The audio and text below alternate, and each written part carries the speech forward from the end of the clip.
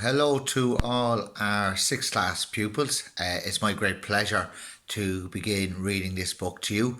I was hoping to do it at the end of sixth class, and please God, we will get back before the end of June. But I'm going to make a start in this now and see how we go. So enjoy it. It's not a test or anything like that. We might have a bit of fun at the end with a quiz or something like that, but we'll see where we go with it. You might have guessed, it's one of my favourite books to read out loud to children in the school. And as I said, I was leaving it till the very end, till I had all the rest of the classes covered with a book. So it is Holds by Louis Zakar. Part 1. You are entering Camp Green Lake. Chapter 1. There was no lake at Camp Green Lake. There once was a very large lake here, the largest lake in Texas. That was over 100 years ago. Now it is just a dry, flat wasteland. There used to be a town of Green Lake as well. The town shriveled and dried up along with the lake and the people who lived there. During the summer, the daytime temperature hovers around 95 degrees in the shade, if you can find any shade. There's not much shade in a big dry lake. The only trees are two old oaks on the eastern edge of the lake. A hammock is stretched between the two trees, and a log cabin stands behind that. The campers are forbidden to lie in the hammock. It belongs to the warden. The warden owns the shade. Out on the lake, rattlesnakes and scorpions find shade under rocks and in the holes dug by the campers. Here's a good rule to remember about rattlesnakes and scorpions. If you don't bother them, they won't bother you. Usually. Being bitten by a scorpion or even a rattlesnake is not the worst thing that can happen to you. You won't die. Usually. Sometimes a camper will try to be bitten by a scorpion or even a rattlesnake. Then he will get to spend a day or two recovering in his tent instead of having to dig a big hole out on the lake. But you don't want to get bitten by a yellow spotted lizard. That's the worst thing that can happen to you. You will die a slow and painful death. Always. If you get bitten by a yellow spotted lizard, you might as well go into the shade of the oak trees and lie in the hammock. There's nothing anyone can do to you anymore. Chapter 2. The reader is probably asking, why would anyone go to Camp Green Lake? Most campers weren't given a choice. Camp Green Lake is a camp for bad boys. If you take a bad boy and make him dig a hole every day in the hot sun, it will turn him into a good boy. Well, that's what some people thought. Stanley Yelnats was given a choice. The judge said, you may go to jail or you may go to Camp Green Lake. Stanley was from a poor family. He had never been to camp before. Chapter 3. Stanley Yelnats was the only passenger on the bus, not counting the driver or the guard. The guard sat next to the driver with his seat turned round facing Stanley. A rifle lay across his lap. Stanley was sitting about 10 rows back, handcuffed to his armrest. His backpack lay on the seat next to him. It contained his toothbrush, toothpaste, a box of stationery his mother had given him, and he promised to write to her at least once a week. He looked out the window, although there wasn't much to see. Mostly fields of hay and cotton. He was on a long bus ride to nowhere. The bus wasn't air conditioned, and the hot, heavy air was almost as stifling as the handcuffs. Stanley and his parents had tried to pretend that he was just going away to camp for a while, just like the rich kids do. When Stanley was younger, he used to play with the stuffed animals and pretend the animals were at camp. Camp fun and games, he called it. Sometimes he'd have them play soccer with a marble. Other times they'd run an obstacle course or go bungee jumping off a table tied to broken rubber bands. Now Stanley tried to pretend he was going to camp fun and games. Maybe he'd make some friends, he thought. At least he'd get to swim in the lake. He didn't have any friends at home. He was overweight and the kids at his middle school often teased him about his size. Even his teachers sometimes made cruel comments without realising it. On his last day of school, his math teacher, Mrs. Bell, taught ratios. As an example, she chose the heaviest kid in the class and the lightest kid in the class and had them weigh themselves. Stanley weighed 3 times as much as the other boy. Mrs. Bell wrote the ratio on the board, 3.1, unaware of how much embarrassment she had caused both of them. Stanley was arrested later that day. He looked at the guard who sat slumped in his seat and wondered if he'd fallen asleep. The guard was wearing sunglasses, so Stanley couldn't see his eyes. Stanley was not a bad kid. He was innocent of the crime for which he was convicted. He'd just been in the wrong place at the wrong time. It was all because of his no good, dirty, rotten, pig-stealing great-great-grandfather. It was all because of his no good, dirty, rotten, pig-stealing great-great-grandfather. He smiled. It was a family joke. Whenever anything went wrong, they always blamed Stanley's no good, dirty, rotten, pig-stealing great-great-grandfather. Supposedly he had a great-great-grandfather who had stolen the pig from a one-legged gypsy, and she had put a curse on him and all his descendants. Stanley and his parents didn't believe in curses, of course, but whenever anything went wrong, it felt good to be able to blame someone. And things went wrong a lot.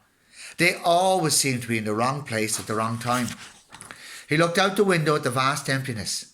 He watched the rise and fall of a telephone wire. In his mind he could hear his father's gruff voice softly singing to him. If only, the woodpecker sighs, the bark on the tree was just a little bit softer, while the wolf waits below, hungry and lonely. He cries to the moon, if only. It was a song his father used to sing to him. The melody was sweet and sad, but Stanley's favourite part was when his father would howl the word moon. The bus hit a small bump and the guards sat up, instantly alert. Stanley's father was an inventor. To be a successful inventor, you need three things: intelligence, perseverance, and just a little bit of luck. Stanley's father was smart and he had a lot of perseverance. Once he started a project, he would work on it for years, often going days without sleep. He just never had any luck. Every time an experiment failed, Stanley could hear him cursing his dirty, rotten, pig-stealing great-grandfather. Stanley's father was also named Stanley Yelnats. Stanley's father's full name was Stanley Yelnats III. Our Stanley is Stanley Yelnats IV. Everyone in this family always liked the fact that Stanley Yelnats was spelled the same frontward and backward. So they kept naming their son Stanley. Stanley was an only child, as was every other Stanley Yelnats before him. And all of them had something else in common. Despite their awful luck, they always remained hopeful. As Stanley's father liked to say, I learned from failure. But perhaps that was part of the curse as well. If Stanley and his father weren't always hopeful, then it wouldn't hurt so much every time their hopes were crushed. Not every Stanley Yelnats has been a failure, Stanley's mother often pointed out, whenever Stanley or his father became so discouraged that he actually started to believe in the curse. The first Stanley Yelnats, Stanley's great-grandfather, had made a fortune in the stock market. He couldn't have been too unlucky. At such time, she neglected to mention the bad luck that befell the first Stanley Yelnats. He lost his entire fortune when he was moving from New York to California. His stagecoach was robbed by the outlaw kissing Kate Barlow. If it weren't for that, Stanley's family would now be living in a mansion on a beach in California. Instead, they were crammed in a tiny apartment that smelled of burning rubber and foot odour. If only. The apartment smelled that way. It did because Stanley's father was trying to invent a way to recycle old runners. The first person who finds a use for old sneakers, he said, will be a very rich man. It was this latest project that led to Stanley's arrest. The bus ride became increasingly bumpy because the road was no longer paved. Actually, Stanley had been impressed when he first found out that his great-grandfather was robbed by kissing Kate Barlow. True, he would have preferred living on the beach in California, but it was still kind of cool to have someone in your family robbed by a famous outlaw. Kate Barlow didn't actually kiss Stanley's great-grandfather. That would have been really cool. But she only kissed the men she killed. Instead, she robbed them and left them stranded in the middle of the desert. He was lucky to have survived, Stanley's mother was quick to point out. The bus was slowing down. The guard grunted as he stretched out his arms. Welcome to Camp Green Lake, said the driver. Stanley looked out the dirty window. He couldn't see a lake, and hardly anything was green. Welcome back to Holds by Louis Sakar. We're now on chapter 4. Stanley felt somewhat dazed as the guard unlocked his handcuffs and led him off the bus. He'd been on the bus for over 8 hours. Be careful, the bus driver said as Stanley walked down the steps. Stanley wasn't sure if the bus driver meant for him to be careful going down the steps or if he was telling him to be careful at Camp Greenlake. "Thanks for the ride," he said. His mouth was dry and his throat hurt. He stepped onto the hard, dry dirt. There was a band of sweat round his wrist where the handcuff had been. The land was barren and desolate. He could see a few run-down buildings and some tents. Further away there was a cabin beneath two tall trees. Those two trees were the only plant life you could see. There weren't even weeds. The guard led Stanley to a small building. A sign in front said, "You are entering Camp Greenlake Juvenile Correction Facility." Next to it was another sign which declared that it was a violation of the Texas Penal Code to bring guns, explosives, weapons, drugs or alcohol onto the premises. As Stanley read the sign, he couldn't help but think, well, duh. The guard led Stanley into the building, where he felt the welcome relief of air conditioning. A man was sitting with his feet up on a desk. He turned his head when Stanley and the guard entered, but otherwise didn't move. Even though he was inside, he wore sunglasses and a cowboy hat. He also held a can of soda, and the sight of it made Stanley even more aware of his own thirst. He waited while the bus guard gave the man some papers to sign. "That was a lot of sunflower seeds," the bus guard said. Stanley noticed a sack filled with sunflower seeds on the floor next to the desk. "I quit smoking last month," said the man in the cowboy hat. He had a tattoo of a rattlesnake on his arm, and as he signed his name, the snake's rattle seemed to wriggle. "I used to smoke a pack a day. Now I eat a sack of those every week." The guard laughed. There must have been a small refrigerator behind his desk, because the man in the cowboy hat produced 2 more cans of soda. For a second Stanley hoped that one might be for him, but the man gave one to the guard and said the other was for the driver. 9 hours here, 9 hours back," the guard grumbled. "What a day." Stanley thought about the long miserable bus ride and felt a little sorry for the guard and the bus driver. The man in the cowboy hat spit sunflower seed shells into a waste paper basket. Then he walked round the desk to Stanley. "My name is Mr. Sir," he said. "Whenever you speak to me, you must call me by my name. Is that clear?" Stanley hesitated. Yes, Mr. Sir," he said, though he couldn't imagine that was the man's real name. "You're not in the Girl Scouts anymore," Mr. Sir said. Stanley had to remove his clothes in front of Mr. Sir, who made sure he wasn't hiding anything. He was then given 2 sets of clothes and a towel. Each set consisted of a long-sleeve orange jumpsuit, an orange t-shirt and yellow socks. Stanley wasn't sure if the socks had been yellow originally. He was also given white sneakers, an orange cap and a canteen made of heavy plastic, which unfortunately was empty. The cap had a piece of cloth sewn on the back of it for neck protection. Stanley got dressed. The clothes smelled like soap.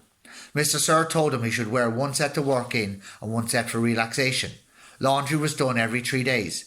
On the day his work clothes would be washed, then the other set would become his work clothes, and he would get clean clothes to wear while resting. "You are to dig 1 hole each day, including Saturdays and Sundays. Each hole must be 5 feet deep and 5 feet across in every direction. Your shovel is your measuring stick. Breakfast is served at 4:30 a.m. Stanley must have looked surprised, because Mr. Sir went on to explain that they started early to avoid the hottest part of the day. "No one's going to babysit you," he said. "The longer it takes you to dig, the longer you will be out in that sun. If you dig up anything interesting, you are to report it to me or any other counsellor. When you finish, the rest of the day is yours." Stanley nodded to show he understood. "This isn't a Girl Scout camp," said Mr. Sir. He checked Stanley's backpack and allowed him to keep it. Then he led Stanley outside into the blazing heat. "Take a good look around you," Mr. Sir said. "What do you see?" Stanley looked out across the vast wasteland. The air seemed thick with heat and dirt. "Not much," he said. Then hastily added, "Mr. Sir." Mr. Sir laughed. "You see any guard towers?" "No." "How about an electric fence?" "No, Mr. Sir." "There's no fence at all, is there?" "No, Mr. Sir." "You want to run away?" Mr. Sir asked him. Stanley looked back at him, unsure what he meant. "If you want to run away, go ahead. Start running. I'm not going to stop you." Stanley didn't know what kind of game Mr. Sir was playing. "I'm sure you're looking at my gun." "Don't worry, I'm not going to shoot you." He tapped his holster. "This is for yellow-spotted lizards. I wouldn't waste a bullet on you." "I'm not going to run away," Stanley said. "Good thinking," said Mr. Sir. "Nobody runs away from here. We don't need a fence, you know why? Because we've got the only water for 100 miles. You want to run away? You'll be buzzard food in 3 days." Stanley could see some kids dressed in orange and carrying shovels dragging themselves towards the tents. "You thirsty?" asked Mr. Sir. "Yes, Mr. Sir," Stanley said gratefully. "Well, you better get used to it. You're going to be thirsty for the next 18 months. Chapter 5. There were 6 large grey tents and each one had a black letter on it, A, B, C, D, E or F. The first 5 tents were for the campers. The counsellors slept in F. Stanley was assigned a D tent. Mr. Pendanski was his counsellor.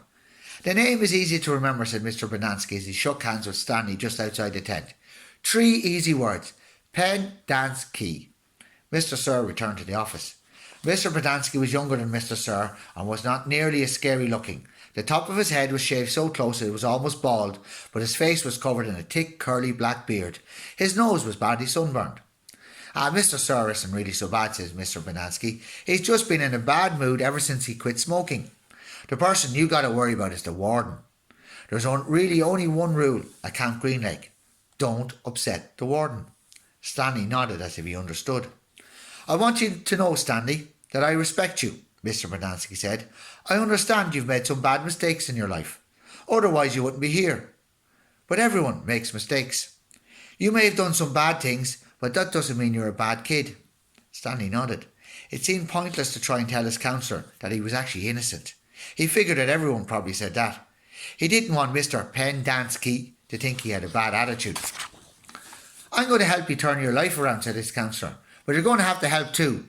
Can I count on your help?" "Yes, sir," Stanley said. Mr. Pendanski said, "Good," and patted Stanley on the back. 2 boys, each carrying a shovel, were coming across the compound. Mr. Pendanski called to them, "Rex, Alan, I want you to come and say hello to Stanley. He's the newest member of our team." The boys glanced wearily at Stanley. They were dripping with sweat and their faces were so dirty that it took Stanley a moment to notice that one kid was white and the other was black. "What happened to Barfbag?" asked the black kid. "Lewis is still in hospital," said Mr. Pendanski. "He won't be returning." He told the boys to come shake Stanley's hand and introduce themselves, like gentlemen. "Hi," the white kid grunted. "That's Alan," said Mr. Pendanski. "My name's not Alan," the boy said. "It's Squid. And that's X-Ray." "Hey," said X-Ray. He smiled and shook Stanley's hand. He wore glasses, but they were so dirty that Stanley wondered how he could see out of them.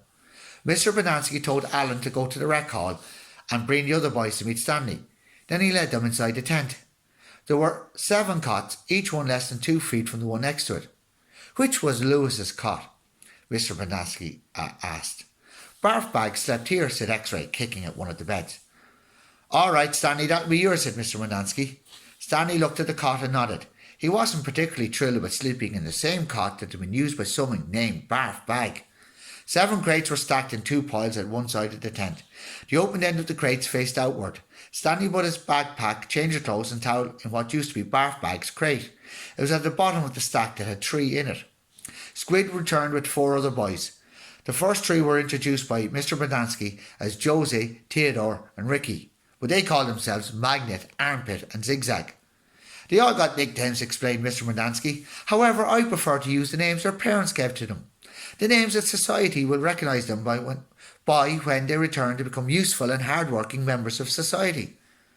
"It ain't just a nickname," X-Ray told Mr. Pendanski. He tapped the rim of his glasses.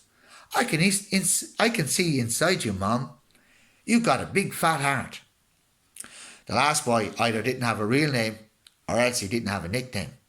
Both Mr. Pendanski and X-Ray called him Zero. "You know why his name Zero?" asked Mr. Pendanski. "Because there's nothing inside his head." He smiled and playfully shook Zero's shoulder. Zero said nothing. "And that's a Mum," a boy said.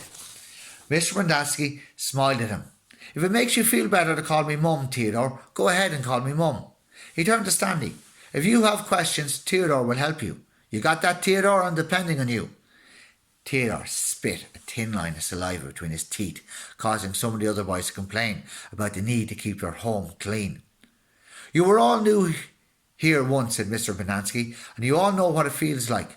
I'm counting on every one of you to help Stanley." Stanley looked at the ground, and Mr. Pendanski left the tent, and soon the other boys began to file out as well, taking their towels and change of clothes with them. Stanley was relieved to be left alone, but he was so thirsty he felt as if he would die if he didn't get something to drink soon. Hey, Theodore, he said, going after him. Do you know where I can fill my canteen? Theodore whirled and grabbed Stanley by his collar. My name's not Theodore, he said, it's Armpit. He threw Stanley to the ground. Stanley stared up at him, terrified. There's a water spigot on the wall of the shower stall. Oh, thanks, Armpit, said Stanley. As he watched the boy turn and walk away, he couldn't for the life of him figure out why anyone would want to be called Armpit. In a way, it made him feel a little better about having to sleep in a cot that had been used by someone named Barf Bag. Maybe it was a term of respect.